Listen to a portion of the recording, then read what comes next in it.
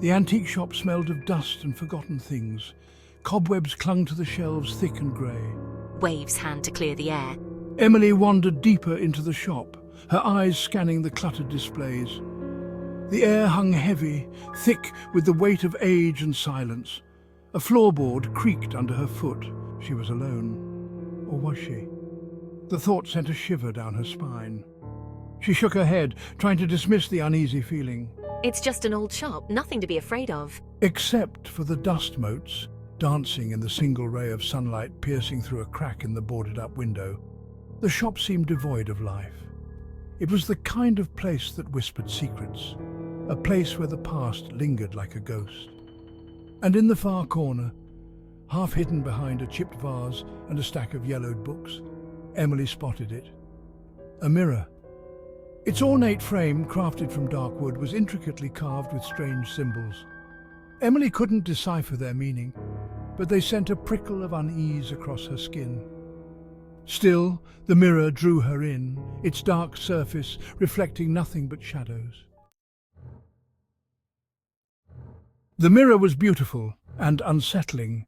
Its silver backing was tarnished with age, obscuring the reflection within. Emily ran a fingertip across its cold, smooth surface. A chill shot up her arm, making her withdraw her hand quickly. What was it about this mirror? She leaned closer, trying to peer past the tarnished surface. For a moment she thought she saw a flicker of movement, a shadow shifting in the darkness behind the glass. She blinked and it was gone. Just her own reflection, distorted and unclear. You like that one? A raspy voice startled her. Emily spun around to find a stooped old woman standing behind her, her eyes narrowed. She hadn't heard the woman approach. The shopkeeper's face was a road map of wrinkles, her smile toothless and unsettling. It's interesting. Emily managed, her voice catching in her throat. The old woman chuckled, a dry, brittle sound. It is that. Powerful magic trapped in that glass. Be careful who you show your reflection to. Emily hesitated. The old woman's words, spoken with such conviction, sent a tremor of fear through her. But the mirror was captivating. It called to her, whispering promises of secrets revealed. She couldn't leave it here. How much? She asked, her voice barely a whisper. The old woman named a price. Surprisingly low. Almost too low. But Emily didn't question it. She paid quickly, eager to get the mirror home. As she carried the mirror out of the shop, the old woman's parting words echoed in her ears. Beware the reflection that watches back. Emily shivered, clutching the mirror tighter. It felt strangely warm against her chest, its presence oddly comforting despite the unease gnawing at her. The sun had dipped below the horizon, painting the sky in hues of orange and purple by the time Emily reached her house. She hurried inside, eager to hang the mirror in her bedroom. She couldn't wait to see it in the soft glow of lamplight, its secrets revealed. The first night with the mirror was the worst. Emily lay awake, her eyes fixed on the dark, reflective surface hanging on her wall. The moonlight filtering through the window cast long, dancing shadows across the room, making the mirror seem to breathe. She thought she heard whispers coming from the mirror, soft, sibilant murmurs just beyond the realm of understanding. Every time she turned her head to look, the sounds stopped, but the moment she relaxed, they started again, slithering out from the mirror's depths. Sleep was impossible. Fear, cold and clammy, had her in its grip. She couldn't shake the feeling that she was being watched, that something hidden within the mirror's depths was observing her, studying her. When dawn finally broke, painting the sky with the promise of a new day, Emily felt a wave of relief wash over her. The whispers had stopped. The feeling of being watched had receded, but the fear lingered, a knot of dread in the pit of her stomach. The whispers returned every night. Growing louder, more insistent. And with them came other disturbances. Shadows moved in the periphery of her vision, vanishing when she turned to face them. Objects vanished from their places, only to reappear in strange locations. And always, the feeling of being watched intensified. I was living in a constant state of fear. My reflection in the mirror no longer looked like my own. My eyes seemed haunted, my smile strained. The mirror was draining the life from her, replacing it with something cold and alien. Desperate, I began researching the mirror's history.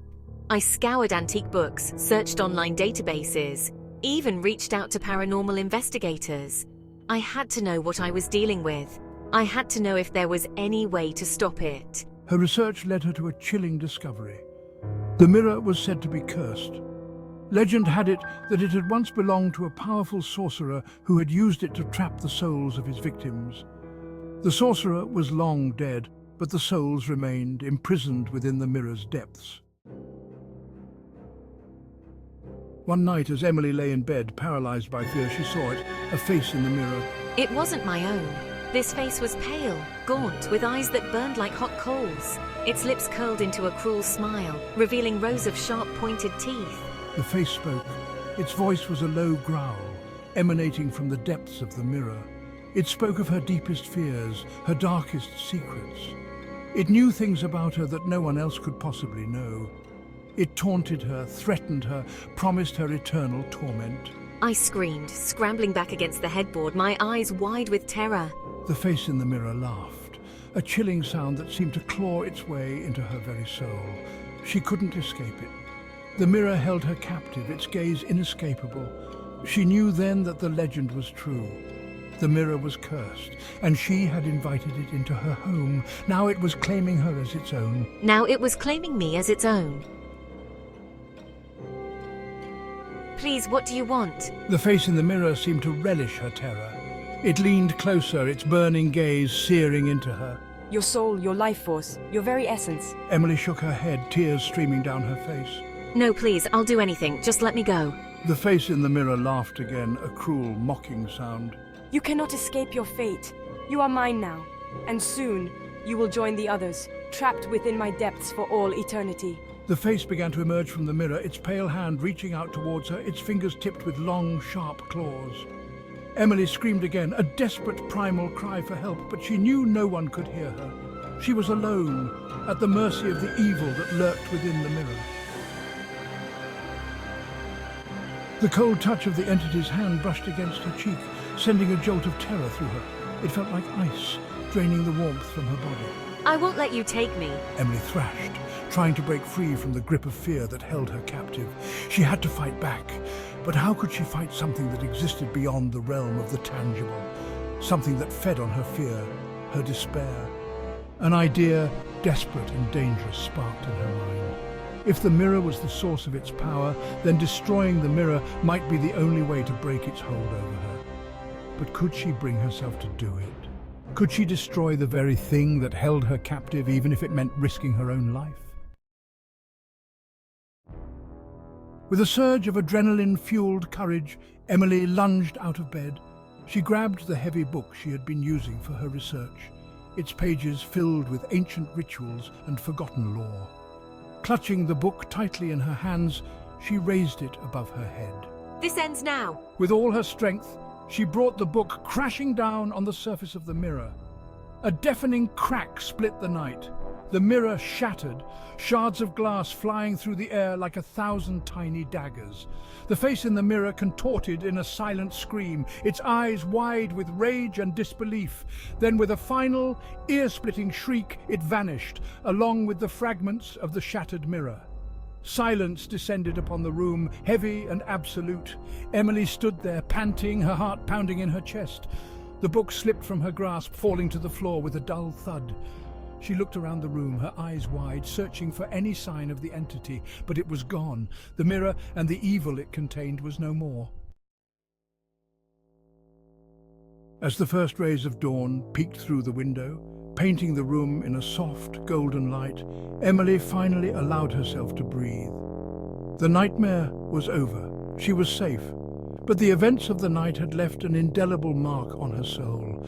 She cleaned up the shattered remains of the mirror, carefully wrapping each shard in cloth before discarding them. But even as she did so, she couldn't shake the feeling that something remained. A lingering chill in the air, a whisper of unease that sent shivers down her spine. The antique shop was gone when she returned, replaced by an empty lot overgrown with weeds. The old woman was nowhere to be found. It was as if the entire encounter had been nothing more than a figment of her imagination. But Emily knew better.